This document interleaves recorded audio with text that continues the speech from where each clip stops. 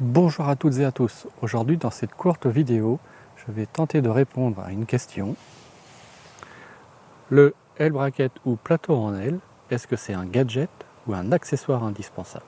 Alors tout d'abord, qu'est-ce que c'est que ce plateau en L? C'est simplement un accessoire qui va venir se fixer sous l'appareil photo et qui va nous donner la possibilité de le fixer aussi bien comme ça que comme ceci.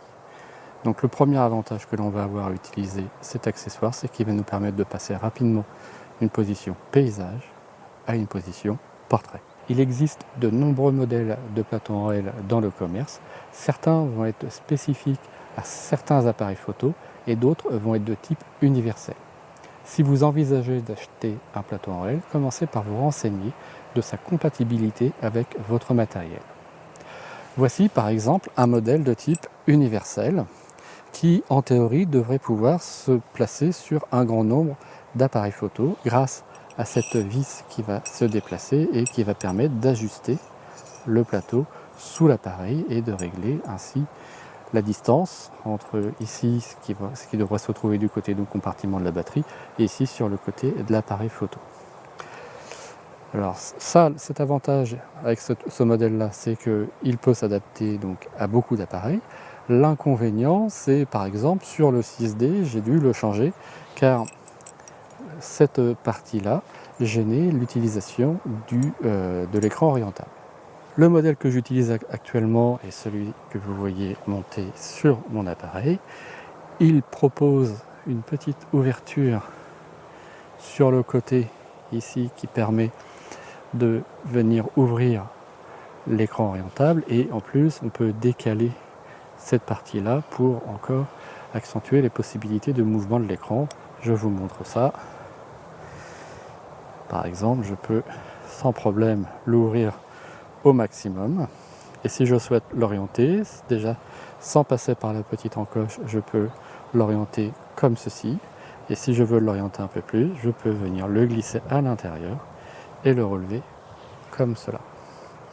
Donc ce modèle convient parfaitement à cet appareil du fait de la possibilité d'utiliser sans souci l'écran orientable. Comme je le disais précédemment, il existe un grand nombre de plateaux en L. Au niveau des prix, on en trouve à 30-40 € jusqu'à plus de 100 €, ce qui me semble particulièrement cher pour un équipement comme celui-ci. Tout ceci étant dit, on peut maintenant se pencher sur la question de à quoi sert exactement un plateau en L. Le premier usage que l'on va avoir, c'est justement la possibilité de passer rapidement du mode paysage au mode portrait. Je vous fais voir un petit exemple, il suffit de desserrer ici, hop, et de tourner, et on arrive très rapidement en mode, voilà, en mode portrait. Donc ça c'est le premier avantage, c'est cette possibilité de passer rapidement d'un mode à l'autre. Alors vous allez me dire, oui mais sur nos trépieds on a la possibilité de passer aussi du mode paysage au mode portrait grâce à cette petite encoche. En effet, vous avez raison, l'inconvénient déjà, si on ne fait pas attention où se trouve cette petite encoche, il va falloir réorienter notre appareil, alors on peut le faire comme ça, voilà, et tourner ensuite comme ceci, et ensuite on va pouvoir passer notre photo, notre appareil en mode portrait. En effet, ça fonctionne aussi. Alors si notre trépied peut nous permettre de passer du mode portrait au mode paysage et vice versa, c'est quoi l'intérêt d'avoir un plateau en L? Eh bien je vais vous faire une petite explication, une petite démonstration. Pour cela, je vais me mettre en vidéo qui va filmer la scène que j'ai composée ici en format paysage. Donc je suis maintenant en format paysage, j'ai composé cette image-là, elle me plaît bien en format paysage, et je voudrais tenter d'avoir à peu près la même composition au format portrait. Imaginons que je n'utilise pas de L-bracket, donc ce que je vais devoir faire, c'est basculer mon appareil photo sur le côté, comme ceci. Mais là, forcément, la composition ne va plus, donc il va falloir que je réoriente mon appareil pour trouver une composition qui va être plus en rapport avec celle que j'avais imaginée au départ, donc il va falloir que je manipule pendant un certain temps mon trépied. Voyons voir maintenant ce qui se passerait avec l'utilisation d'un plateau en L. Je me remets dans ma configuration ici en mode paysage et maintenant je vais utiliser le plateau en L pour passer en mode portrait. Je desserre, hop, je tourne. Oups, ah, c'est moi qui ne suis pas doué. Voilà.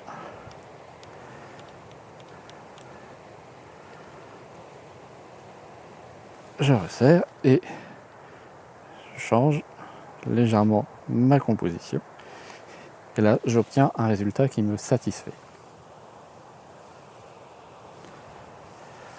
Alors, ce que j'ai voulu montrer à travers cet exemple, c'est que il est quand même plus rapide de recomposer son image en changeant rapidement l'orientation de l'appareil photo en utilisant le plateau en L, plutôt qu'en déplaçant, en utilisant cette petite encoche pour orienter, ce qui change quand même beaucoup plus la composition de départ et ce qui oblige à faire un petit peu plus de manipulation pour retrouver un cadrage qui nous satisfait.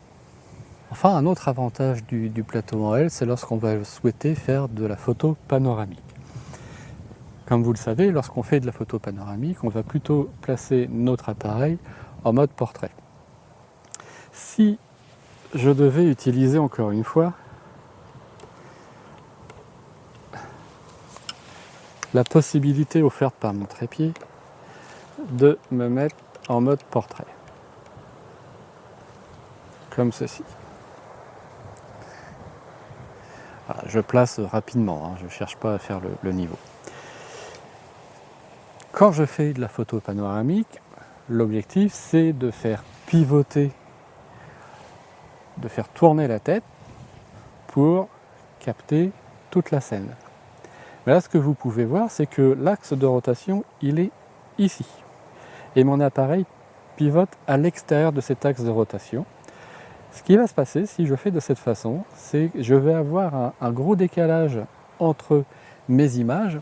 Et lorsque je vais souhaiter les assembler pour obtenir mon panorama, je risque de rencontrer un certain nombre de problèmes de distorsion et de rencontrer pas mal de difficultés pour assembler les photos de mon panorama. Alors que si je suis avec le bracket, eh bien je vais repasser en mode portrait.